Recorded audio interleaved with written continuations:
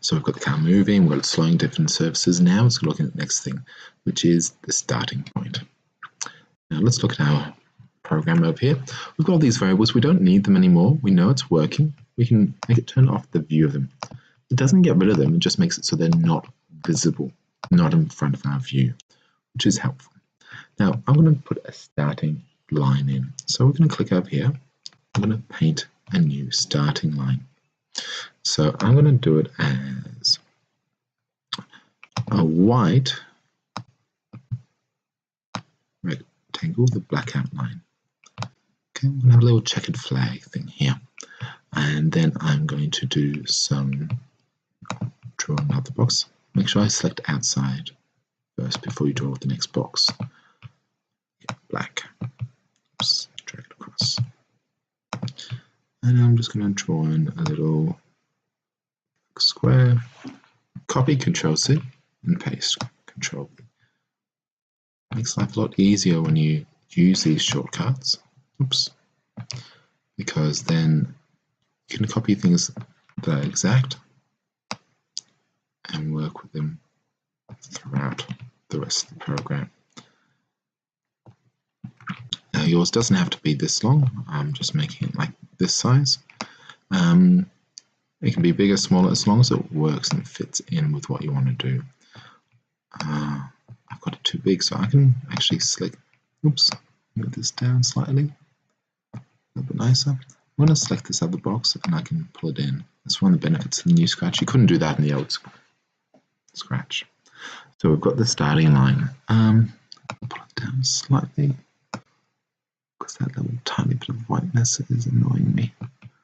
And I can then click on the box there. Perfect. That's a great starting line.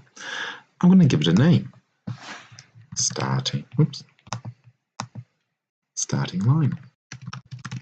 Very inventive. So we're going to make it so that the starting line, when we start, when the flag event is clicked, the starting line is going to go to the right spot. So I want it to be, it's a bit big to actually look at, so let's make it smaller. I want it to split size 20%. Let's see how that works. That's a good size for the starting line. I want it to be there. So I'm going to start off. We're going to set size to 20% as soon as we start. We're going to make it this orientation too. So under motion, we're going to make sure it's facing 90 degrees, which is how it is right now. And we are going to make it go to this point.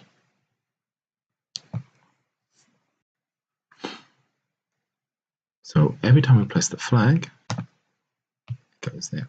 Well, let's get the car to go to the starting point too. That would really help. So I'm going to make a variable,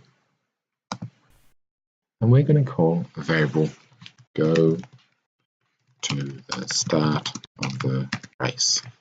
Very wordy, but it tells us exactly what we want this bit of code to do, so someone else can read it and see it pretty well. And we're going to say move go to. Now this one's really good because it goes to starting line. Let's try that. Press the flag.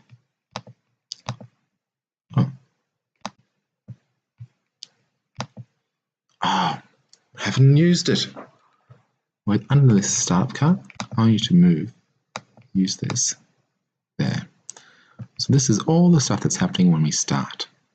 Set up the car, go to the start of the race. Press the flag. That's a bit, but it's a bit high up. So let's make it go a bit further. We go to the starting point, and if we change y by -10, does this work? Need a bit more because this card's a bit longer, so maybe -20. That's good. Even 30 would work for this one. Let's see if that works. Fantastic, that's a bit better. Now, as your car's different size to mine, as your track's a different size, and your starting line's different size, you're going to have to play with those numbers to work out the one that works best for you. 30 is what works for me, doesn't mean it's going to work for you. try it out and see what works. So now we've got it going here. Fantastic. We've got the starting point. We've got the car set up with this cross speeds. Now there's something I want to add to this. One of the mainstays of car racing games when you select the cars and they can do, we've got a handling, how responsive the car is. So let's put that in there. And this is a pretty simple one to do. We're going to, down the bottom of this flag, here, we are going to make a weight. Just put a weight in there. Now I'm going to make it weight a variable. I'm going to make a new variable called responsiveness. That's again for this sprite only. Okay, we don't need to view it. I'm going to put it here. So currently this car is very responsive because it's got a wait time of 0 seconds. So let's go up here where we're setting up the car.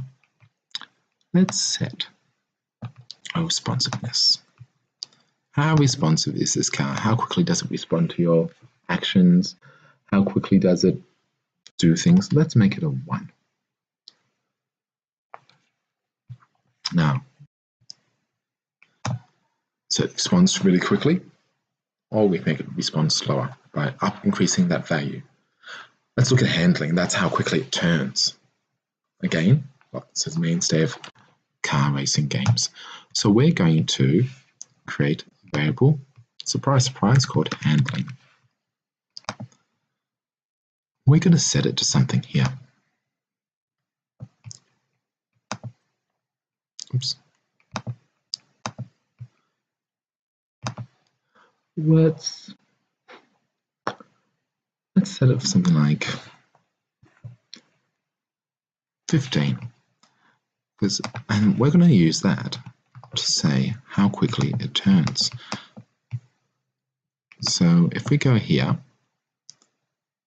this is how it turns left and right. So if we put handling in there, it can turn better or worse.